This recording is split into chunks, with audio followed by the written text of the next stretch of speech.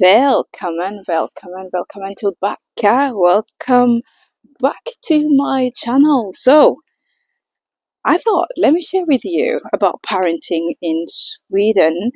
And I'm going to touch base with the culture differences between Kenya and Sweden. And also, I'm going to touch base with the social services and why most immigrants are losing their kids to social services compared to Swedish kids. How have you been? I hope you're doing great. If you're bumping onto my channel for the first time, of course, don't hesitate. Just click on the subscription button below, turn on the notification, of course, comment what you'd like to hear me talk about on this channel. And of course, I'll try my best to deliver. If you're a returning subscriber, you know I love you. Thank you so much. I'm taking my baby for a walk. She's here. She's been sick for a week now. She's had ear inflammation and she was coughing a lot. She was also having flu. So, yes, let's get into this. First of all, my experience about parenting in Sweden, it's totally different from parenting in Kenya. One is that I'm a millennial, and if a millennial, comment below. You experience the upbringing in the harsh and hardest way. So, I'm a millennial who grew up knowing that punishing a kid, you have to spunk them, scream at them, yell, deny them stuff, things like that. But in Sweden, it's forbidden. It's against the law. You can't do that. Another thing that I have experienced as a parent in Sweden is system care for kids. Kids are taken care of. Kids are being put in the front line when it comes to system consideration. While in Kenya, we survive. At least in my time, kids did just survive. If you come out alive and successful, well and good. If you don't, as part of the society program, pretty much. But here, you find that kids are subjected to progress. Kids are being given what helps them to prosper, what helps them to succeed in life.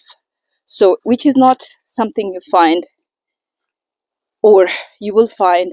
I'll just talk about Kenya because I don't know about other African countries, which I would believe it's exactly the same system somehow.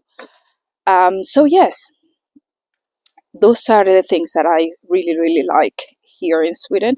And then having a Swedish partner who is involved 100% in the upbringing of the kid. Kenyans, you can comment below. How many men have left their kids? How many men run around to go have another kid and another kid and another kid, and they forget the first kid? I will not lie, my father being one of them. So that for me, it's a plus about raising kids here, specifically with a Swedish partner who is 120% involved in the upbringing of a child and caring for the child's future. It's a number one thing that I would say I really love Sweden for. Now, let's come to the differences, the culture differences. Those are just part of the culture differences where men are getting involved in the upbringing of the child here in Sweden. In Kenya, it's very few men. System do not serve children. Here, system do serve children, and children are included. And also a environment. It could be different from other areas. It could also be different from where you live. But environment here really helps the kids to grow up in a very peaceful way. That one I will tell you. So the environment here is really, really good, even if you're middle class. So me growing up, we were not rich. And I cannot tell you that where I grew up was good. Here in Sweden, if you're a middle class person, you still have a chance to survive as a kid in a proper manner, raising your, coming up with some kind of qualifications, let's say. But if you grew up as a middle class kid in Kenya, you struggle. You have to fix things when you grow up. Things are not made for you when you're coming up. You have to go up there and struggle and fight for your space. So those are cultural differences. And then here, it's like the child is for you.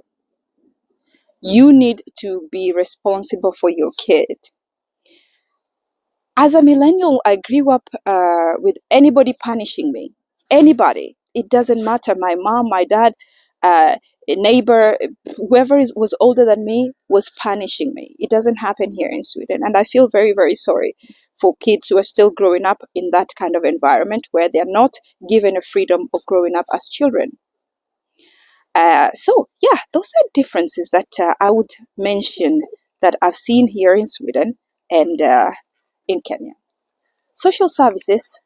Let's talk about social services. I actually read and I've written quite a long list of notes about reasons why social services are taking kids from foreigners a lot and not from Swedish a lot. And one of them is culture differences. So we spank kids in Kenya a lot, but here they don't do it. Which if they they catch you doing it, your kid is being taken away from you. So that's culture differences. And discipline process for kids here is not the same as it was or it is in my country still today.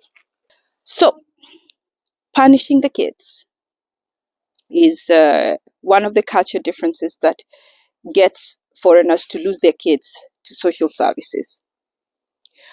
Another thing is unemployment, poverty, and also the way people live in their houses. People who are not employed cannot provide everything to their kids, or at least the needs to their kids. You might have kids ending up to be thieves. They can join gangs. They can join different groups. So that is one of the other things that leads social services to take a child from a foreigner compared to a Swedish. The other thing that I read is about language. Usually I say it's very good to understand what your kid is saying. Your kid might be involved in a certain condition or certain group or a certain environment, or might be talking about some things that they themselves don't understand. And you as a parent, you need to understand. So speaking the language of the kid is really, really important. I was in Greece and most parents in Greece that I met did not speak Greek. Yet the kids are speaking fluent Greek because they're born there. But the parents do not speak Greek. So I urge always, and I remember having people that I was telling them, if your child speaks a certain language, you have to learn that language too. Because it's your responsibility as a parent to know what your kid is saying. And yeah, that is one of the other reasons why most parents don't understand what their kids are saying, or they're getting involved into certain groups and they end up losing their kids to social services. The other thing that I read, which was quite shocking, is that in 2024 to 2025, 26,000 kids are in custody of social services. And these are just foreign kids. Yes, these are just foreign kids. We are talking about kids and teenagers that are in social services' hands. 26,000 kids. That's a lot, big as a number. So I wanted to discuss and tell you my experience as a parent here in Sweden and touch a little bit base of why foreigners lose their kids to social services. You see, when you refuse to accept, to integrate, when you refuse and you decline to accept certain culture, then don't live there. Go somewhere else. Don't be in that country. Then it's not a good place for you.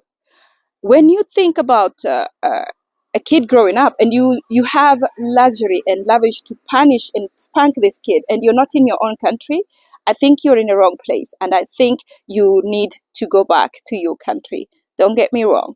I'm an advocate of where you are, you need to synchronize yourself with the society. So, yes, as a person living in another country and also as a parent, you need to be aware of the society and the rules that applies there. And one of them is to make sure that your kid is safe. So, yeah. If you have any other points that you can add on to why kids are being taken by social services without other parents knowing, leave the comment below. The other one that I read about is that most of the time is misunderstanding. New employers in the social services sector don't understand what exactly is going on, language barrier, and then they close the case by just taking your kid. You see, all of them is involved into knowing the culture, knowing the system, and also knowing the language. In Sweden as well, the children's services is very, very strong. The children, the body that cares for the children in the government is very, very strong. So that also can interfere with your life, with your children. So till next time, comment below. Don't forget to subscribe, of course. Comment below what you think about the social services system in Sweden, and why is it that foreigners are being taken away? Forget about the racism. I don't want to hear about the racism, because I'm a person that I feel like if you follow the rules, if you follow the law, if you follow rules by letter, you have nothing to worry about. Till next time, I love you guys.